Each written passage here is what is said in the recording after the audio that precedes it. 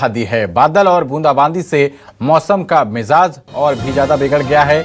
6 जिलों में गरज चमक के साथ बारिश की भी संभावना है। बारिश से तापमान में गिरावट आ गई है और 2 से 3 दिनों तक मौसम के बिगड़े रहने का अनुमान है। ग्वालियर समेत आधे प्रदेश में मध्यम से घना कोहरा रहेगा।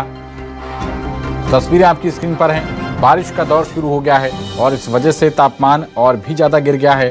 ठंड और ज्यादा सताने लगी है। तापमान में गिरावट देखी जा रही है और बताया जा रहा है कि आधे प्रदेश में मध्यम से घना कोहरा छाए रहने का अनुमान जताया गया है मौसम विभाग की ओर से। तस्वीर आपकी स्क्रीन पर, यहां पर बारिश हो गई और बारिश की वजह से ठंड बढ़ गई है। मध्य प्रदेश में अभी 2 से 3 दिन और भी बारिश रहने के आसार जताए गए हैं। बूंदाबांदी की वजह से मौसम का मिजाज और भी ज्यादा बिगड़ गया है। कड़ाके की ठंड मध्य प्रदेश में इन दिनों महसूस की जा रही है।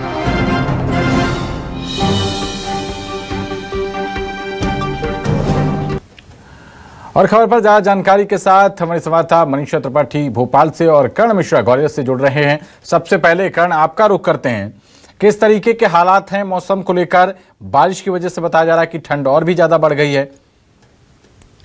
कि बिल्कुल ग्वालियर जो है उत्तर भारत के बेहद करीब है और वहां से जो सर्द हवाएं आ रही हैं उसका सीधा असर ग्वालियर के साथ ही इस पूरे अंचल में देखने के लिए मिल रहा है।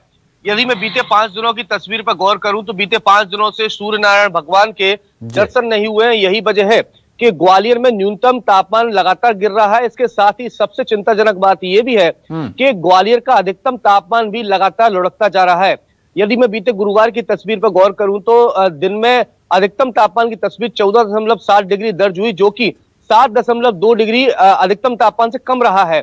ऐसी स्थिति में न्यूनतम तापमान जो रहा है 10 डिग्री के आसपास दर्ज किया गया है। लिहाजा न्यूनतम और अधिकतम तापमान के बीच महज 3.5 डिग्री का अंतर रहा है। इस बात से अंदाजा लगा सकते हैं कि ग्वालियर चंबल अंचल के महत्वपूर्ण रूप से ग्वालियर में कड़ाके की सर्दी यानी ठंड का जो है वो 3rd डिग्री टॉर्चर जो है वो यहाँ के लोग झेल रहे हैं। सबसे खास बात इसमें यह भी है कि चूंकि लगातार जिस तरह से एक और सर्द हवाएं जो लगातार चल रही हैं, लगभग 3 से 4 किलोमीटर की रफ्तार से जो हवा चल रही है उसका असर इस पूरे अंचल में देखने के लिए मिल रहा है। इसके साथ ही जिस तरह से बूंदाबांदी की जो संभावना जताई गई है उसके चलते शनिवार से इस पूरे अंचल में बूंदाबांदी की भी संभावना है। यही वजह है कि उसका असर फॉग यानी कोहरे पर पड़ता हुआ नजर आएगा। हमने बीते 4 दिनों में देखा कि सुबह के वक्त जो कोहरा रहता है उसके चलते विजिबिलिटी जो है महज 40 से 50 मीटर रह रही है। लेकिन यदि बूंदाबांदी होती है और उसके बाद आसमान खुलता है तो ऐसी स्थिति में इसका सीधा असर कोहरे पे भी पड़ता हुआ नजर आएगा। ठीक है कर्ण, वापस लौटेंगे। मनीषा का रुख करते हैं। मनीषा, भोपाल में किस तरीके का मौसम है? क्या कुछ प्रशासनिक इंतजाम है? देखिए, नए साल की शुरुआत होने के साथ ही मध्य प्रदेश भोपाल का जो मौसम है वो पूरी तरह से बदल चुका है। ऐसे में बीती रात से भोपाल में बारिश का जो आलम है वो भी शुरू हो चुका है और मौसम विभाग द्वारा ये अनुमान लगाया गया है कि आने वाले 2 से 3 दिनों में बारिश की संभावना और ज्यादा हो सकती है। ऐसे में विजिबिलिटी की बात करें तो विजिबिलिटी भी काफी ज्यादा लो हो चुकी है। कोहरे की जो धुंध है वो पूरे भोपाल में छाई हुई है। पूरे भोपाल वासियों को कोहरे की वजह से काफी ज्यादा परेशानी का सामना करना पड़ रहा है। अगर हम बात करें प्रशासनिक अमले के द्वारा लिए जा रहे कदमों की, तो प्रशासन द्वारा लगातार जो अलाव की व्यवस्था चौक चौराहों पर की जा रही है और प्रशासनिक अधिकारियों को ये सख्त निर्देश दिए गए हैं कि अगर उनके द्वारा ये सारी व्यवस्थाएं ठीक से नहीं कराई गई तो उनके ऊपर भी एक्शन लिया जा सकता है। मौसम की अगर बात करें तो मौसम भोपाल का दिन प्रतिदिन लगातार खराब ही होता जा रहा है, क्योंकि सर्दी उसके साथ साथ बारिश आम जनता के लिए ये काफी ज्यादा मुश्किल का समय हो चुका है, क्योंकि ठंड का जो ठंड है वो काफी ज्यादा हो चुकी है।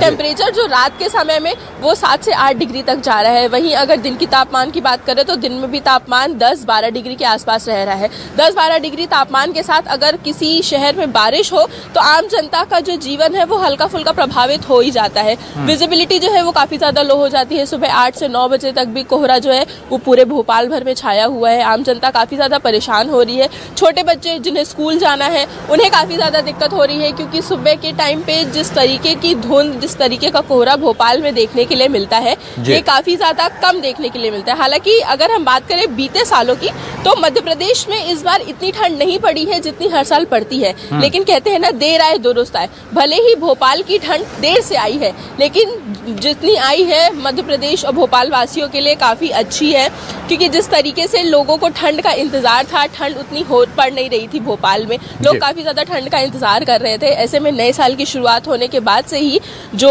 ठंड है उसने अपने रंग दिखाना शुरू कर दिए। प्रशासनिक तैयारियां भी पूरी हो चुकी हैं। मुख्यमंत्री डॉक्टर मोहन यादव के द्वारा भी अलाव के लिए चौक चौराहों पर निर्देश दिए गए हैं कि हर चौक चौराहे पर अलाव की व्यवस्था की जाए, और जितनी भी आम जनता को किसी भी तरीके की अगर कोई परेशानी हो तो उसका खासा ध्यान रखा जाए, क्योंकि विजिबिलिटी लो होने की वजह से, कोहरा बढ़ने की वजह से जो एक्सीडेंट के चांसेस हैं वो भी काफी ज्यादा बढ़ जाते हैं। ऐसे में हर चौक चौराहे पे जो पुलिस अधिकारी हैं उन्हें भी तैनात किया गया है, ताकि किसी भी तरीके की कोई भी दुर्घटना ना हो या किसी भी तरीके की कोई भी आम जनता को परेशानी ना हो, क्योंकि रात के समय में हम देखते हैं कि जो बड़े वाहन हैं वो चलना शुरू होते हैं। ऐसे में जब विजिबिलिटी लो हो जाती है, बड़े वाहनों की कतार जब लगनी शुरू हो जाती है, तो ट्रैफिक व्यवस्था भी काफी ज्यादा खराब हो जाती है। तो ऐसे में हर एक तरीके पर, हर एक पहलू पर प्रशासन का ध्यान दिया गया है, और आम जनता को किसी भी तरीके की ठंड और कोहरे की वजह से कोई भी परेशानी ना हो, इसका खासा ध्यान प्रशासन द्वारा दिया जा रहा है।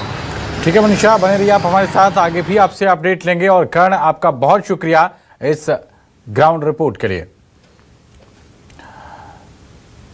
तो भोपाल में मौसम जो है वो लगातार टेम्परेचर डाउन है, और बारिश की वजह से ठंड का स्तर और भी ज़्यादा बढ़ता जा रहा है। हालांकि बीते सालों की अपेक्षा उतनी ठंड अभी तक महसूस नहीं की जा रही है, और ग्वालियर में भी कमोवेश वैसे ही हालात।